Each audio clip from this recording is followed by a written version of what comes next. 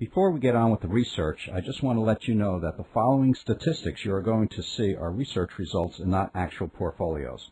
Therefore, future results may not be the same as the following research indicates. Let's speak about the hypothesis. The hypothesis was that if the clean surplus return on equity did indeed exhibit predictability, then portfolios with a higher return on equity, configured by the clean surplus method, then the average stock return on equity should perform better than the averages. In other words, higher portfolio ROEs should return higher than the S&P 500 average. Portfolio selection was determined by selecting stocks out of the S&P 500 with higher ROEs than the average. As you can see from this slide, the average ROE of the entire S&P 500 was about 14.5%. So we selected stocks, about 140 of them, which had ROEs higher than the S&P 500 average of 14.5%, divided these 114 stocks into portfolios. So we wound up with 14 portfolios of 10 stocks each and 12 portfolios of 30 stocks each. Again, the hypothesis is if the ROE was an indicator of predictability, then all these portfolios with higher ROEs should outperform the S&P 500. Going to the next slide, we see during the years of 1990 through 1994. Now, this is a buy and hold situation for 4 years. So we bought the portfolios and held them for 4 years straight. During the years of 1990 to 1994, the S&P 500 returned about 10.1% per year for those 4 years. As we can see by the slide, returns for portfolios of 1990 to 1994, every portfolio that had ROEs higher than the S&P 500 average did outperform the S&P 500.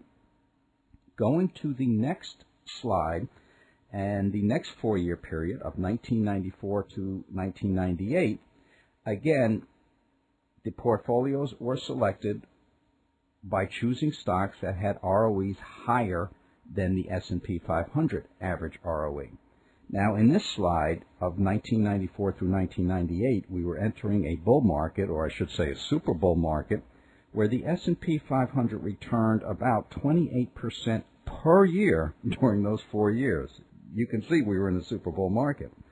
During this time, every portfolio, you see the portfolios in green, every portfolio outperformed the S&P 500. The S&P 500 is that portfolio in red.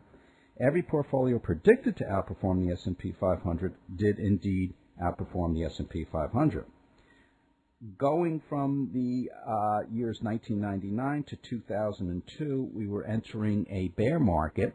1999 was still part of the bull market. Then we went into the bear market in 2000, 2001, 2002, and then came out of it in the first or actually second quarter of 2003. The S&P 500, based on those 4 years, had a negative return of about 7.1%. You can see we were definitely in a bear market. However, every portfolio predicted to outperform the S&P 500 during that time frame did outperform by an average of about a positive 7% per year. So during that 4-year period, the total 4-year period, the S&P declined about 28%, where the average portfolio predicted to outperform by about a positive 28%, or a difference of about 56%. The next slide shows a 1-year buy and hold rather than a 4-year buy and hold. We wanted to see if we can improve the overall performance. And these are the bear market years of 2000, 01, 02, and then the first part of 03, coming out of the bear market in 2003. We can see that in every year, the portfolio predicted to outperform, these are the green portfolios, the portfolios that were predicted to outperform did outperform the S&P 500. The only losing year was in 2002, but still the portfolio performed better than the S&P 500. And this research shows the first quarter of 2004, and again, the portfolio predicted to outperform the S&P 500 is indeed continuing to outperform the S&P 500. Now, we notice there was a difference in my research work between portfolios of 10 stocks and portfolios of 30 stocks. This slide says that portfolios of 10 stocks had correlations of 50%. Now, what this means, without getting too in-depth in the statistical wordage, is that the ROE of a portfolio had a 50% correlation with the total return. However, portfolios of 30 stocks had correlations of 80%. This means that portfolios of 30 stocks, when we looked at the ROE of the portfolio, that number, say 20%, 25%, had an 80% correlation with the future total return of that portfolio.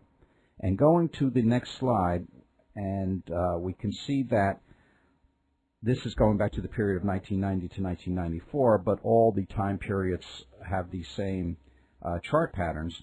Down at the bottom in red, you can see the S&P 500 return. So it's that straight line along the bottom of the chart. Going above that line in red, we see the line in blue, and those are portfolios of 10 stocks, where the line in green are the portfolios of 30 stocks. We can see that the portfolios of 30 stocks have a much more predictable pattern than do the portfolios of 10 stocks. So the portfolios of 30 stocks were smoother. They smooth out the fluctuations of the portfolios of 10 stocks. That's why we like to talk about portfolios of 30 stocks. So you can see the portfolios of 10 stocks were much more erratic than the portfolios in predictability than the portfolios of 30 stocks. Meanwhile, both size portfolios, portfolios of 10 stocks, portfolios of 30 stocks, continue to outperform the S&P 500. In summary, the research shows that indeed the accounting numbers, when used in a clean surplus condition, certainly do allow for the much needed predictability that has so long been sought after by not only the accounting profession, but the finance and certainly the investing community as well. The continuing up-to-date research can be found on the website of Buffett Beyond, buffettandbeyond.com, all one word, and we hope to see you there for this continuing up-to-date research. Clean surplus was developed in order to aid in predictability because the income statement doesn't do it, the balance sheet doesn't do it, and the accounting profession, the investing profession, needed a method to determine predictability for the investor. Does it work? Oh, yes, it does. And now you know.